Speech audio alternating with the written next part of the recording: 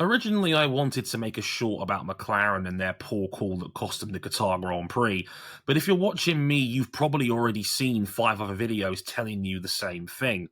I wanted to talk about the difficult subject that is the online abuse of Kimi Antonelli. On the penultimate lap of the Qatar Grand Prix, Antonelli ran wide off the track in an honest mistake that made Lando Norris pass him for fourth place. Just before the race finished, Max Verstappen's race engineer Gianpiero Lambiase claimed that Antonelli had done it on purpose to help Lando win the title.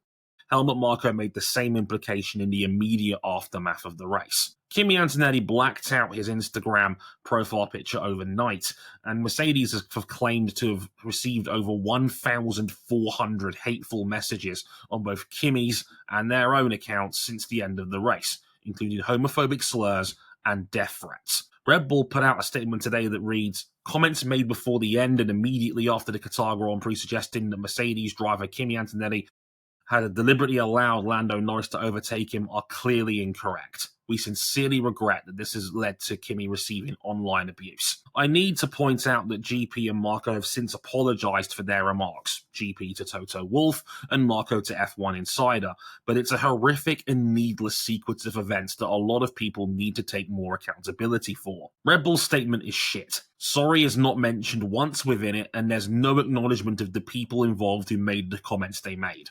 For a team that rocks a full PR department, they really ought to do better.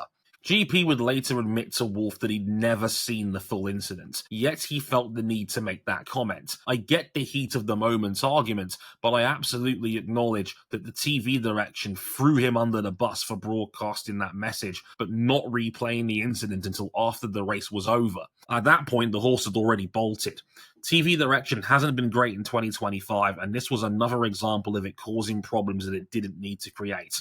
The FIA claims to be doing what it can to mitigate online abuse via its campaign, but it's limited in what it can truly do. But remember, this is the same Marco who made racist comments about Sergio Perez in 2023, and the FIA came down with a thunderous code of conduct warning. The FIA can certainly be more proactive about itself, even if ultimately it's down to the social media sites themselves to hire more people to combat online abuse. We've seen it in countless other sports, but that would also reduce their profits. I've said for half a decade now that F1 has gone through a footballization effect where teams and fans to a degree have been more tribalistic than ever before when it comes to justifying their fandom. It's impossible to fully put that toothpaste back in the tube.